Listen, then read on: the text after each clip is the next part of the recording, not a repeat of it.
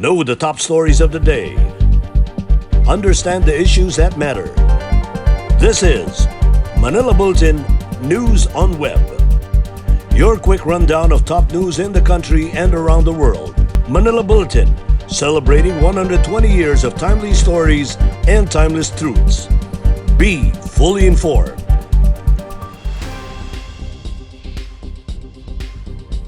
Hi, I'm Barbie Atienza. This is MB Now, and here are your news on web. President Duterte will be cutting his Christmas vacation short to meet with the government's pandemic task force and other experts to discuss the new COVID-19 strain. In a text message, presidential spokesman Harry Roque confirmed that Duterte called on the Interagency Task Force for the Management of Emerging Infectious Diseases and other infectious diseases experts for a meeting on December 26, a day after Christmas. He said the special meeting set to take place at the Malago Clubhouse in Malacanang at 6 p.m. will tackle the new strain of COVID-19 and whether or not to extend and or expand the existing travel ban on the United Kingdom to other countries like Singapore, Hong Kong, and Nigeria that reported cases of the new strain of the virus. Duterte flew to Davao City earlier this week to celebrate the holidays in his hometown. On Wednesday, President Duterte approved the temporary suspension of flights from the United Kingdom from December 24 to 31 following reports of a new variant of COVID-19 known as B117 spreading across the European nation. Roque said President Duterte, the IATF, and other experts will likewise discuss if there is a need to change the country's strategy in dealing with the COVID-19 pandemic. Despite this, he said that there is no need to implement stricter lockdowns for now. The new COVID-19 strain or variant was first identified in southeastern England as early as September, prompting health officials in the UK to impose stricter limits on movement and public spaces. For MB Now, this is Argil Heducos reporting. There is no threat of tsunami following a 6.3 magnitude earthquake that jolted Calatagan, Batangas on Christmas Day. According to Department of Science and Technology Undersecretary Renato Solidum Jr., who is also the director of Philippine Institute of Volcanology and Seismology or Phivolcs, the earthquake, which is tectonic in origin, is not also related to any significant change of monitoring parameters, suggesting renewed magmatic activity in Taal volcano. But Solidum said, aside from the movement in the West Valley Fault, residents in Metro Manila, especially those who live along the coastal areas, should also prepare for shallow earthquakes or epicenters recorded in west of Mindoro or west of Zambales, as these might generate giant waves. Explaining why some felt and others were unaware of the earthquake, Solidum noted that tremors are obvious in areas with soft foundations. He added that 2 out of 4 people usually feel the jolt, depending when they are on the move or in stationary positions if the earthquake's intensity is not that strong. The Phivolcs chief said that there are 2 intensity indicators, namely the reports from the field and what is observed in the locations, and second by the use of instrumental intensity. He said that Phivolcs has around 100 of these instruments in the country, which determines the intensity of the tremor. Solidum also said that the rate of having aftershocks of deeper earthquakes is less compared to tremors in deeper depths. The Department of Social Welfare and Development appealed anew to the public to be considerate in expressing their sentiments against a 13-year-old daughter of Police Master Sergeant Jonel Nuesca, who recently gunned down 2 civilians in Paniqui, Tarlac. DSWD spokesperson Irene Dublao said it is important for the child to go through the process of healing from the incident. UNICEF Philippines, meanwhile, also urged the Philippine National Police to implement its child protection policy. On Wednesday, the Commission on the Welfare of Children said it has provided psychological intervention for the minors who witnessed the crime that happened on December 20. CWC officer John Principio forwarded an update to the Philippine News Agency saying the information regarding the recovery of the 2 minors are considered confidential but will be shared in due time. President Rodrigo Duterte has given a message of hope to Filipinos here and around the world in his annual Christmas message to the Filipino people. Let's watch this. My fellow Filipinos, this year has been a trying time for all of us. Many lives were lost and forever changed due to COVID-19 pandemic and several natural calamities. But through it all, we continue to survive and rise because of our unity, strength, and indomitable spirit as Filipinos. the Christmas season, let the story of Jesus Christ's birth remind us that we should always have hope even in darkness, poverty, and suffering. Let us also allow Christ into our lives so that we can bring love and cheer not only to our families and friends but also to those who are most in need. May we all have a meaningful celebration and let us be hopeful of the better days ahead. Maligayang Pasko sa ating lahat. And here are the top news in other parts of the country.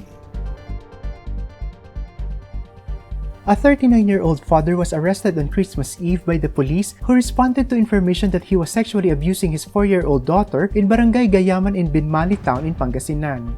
According to the Police Regional Office 1, the suspect was arrested at 3 a.m. on December 24 after the local police received a report that he was sexually abusing his 4-year-old daughter. The police were able to seize 2 pieces of heat-sealed transparent plastic sachet containing suspected shabu with estimated weight of 0.147 grams and dangerous drugs board value of 1,000 pesos. The child was reportedly left traumatized and has been subjected to counseling by the Municipal Social Welfare Office. She is now in the custody of her aunt. All field units of the Philippine Army and the Philippine National Police in northeastern Mindanao or Caraga region remained on full alert for the Yuletide season and the upcoming anniversary of the Communist Party of the Philippines on December 26. The Army and the police placed all their respective personnel in a tightened security alert to thwart possible threats posed by the Communist New People's Army. All mobile forces, police stations, and national support units stationed in Caraga region have beefed up the implementation of law enforcement operations as well as intelligence monitoring to secure vital installations and economic key points against any rebel atrocity. A quick look on news from around the world. 3 Latin American countries launched mass immunization programs on Thursday as fears grew in Europe over a variant coronavirus strain that is believed to be far more contagious than the original version. Frontline medical staff in Mexico and Chile were among the first to receive their vaccines, while Costa Rica began its own immunization program, with President Carlos Alvarado hailing what may be the beginning of the end of this pandemic. But global optimism was tempered as China and Brazil joined more than 50 governments restricting flights from Britain or air traffic in both directions after the highly infectious new coronavirus strain first appeared there. Argentina, meanwhile, received the first 300 doses of Russia's controversial Sputnik V vaccine on Thursday on a special flight from Moscow. Turkey will receive its first shipment of China's Sinovac coronavirus vaccine within days as preliminary domestic tests showed it was 91% effective, Health Minister Fahrettin Koca said on Thursday. According to the government, Ankara in the next few days will also sign a deal with Pfizer-BioNTech for 4.5 million doses with the option to buy 30 million more from the US pharmaceutical giant and its German partner. Turkey will initially receive 3 million doses of Sinovac and have the option for 50 million more as it begins inoculations next month, starting with health workers and the most vulnerable. French President Emmanuel Macron's dog has starred in a video urging people to adopt pets sensibly over the holidays. Nemo, a black Labrador Griffin mix, was a rescue dog whom Macron and his wife Brigitte reportedly adopted in 2017. Wagging his tails, his barks helpfully subtitled in the Facebook video, the president's 4-legged companion tells viewers that 10,000 animals are abandoned every year in France. Animal rescue centers around the world have reported skyrocketing numbers of adoptions and fostering during the coronavirus pandemic as millions spend more time at home. Here are the updates behind the scenes in entertainment.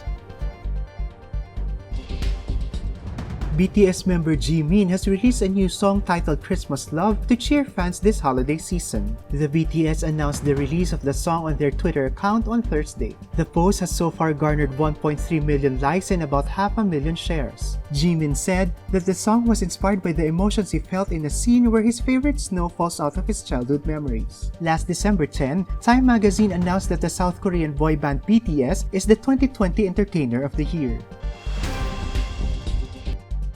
The latest in the world of sports.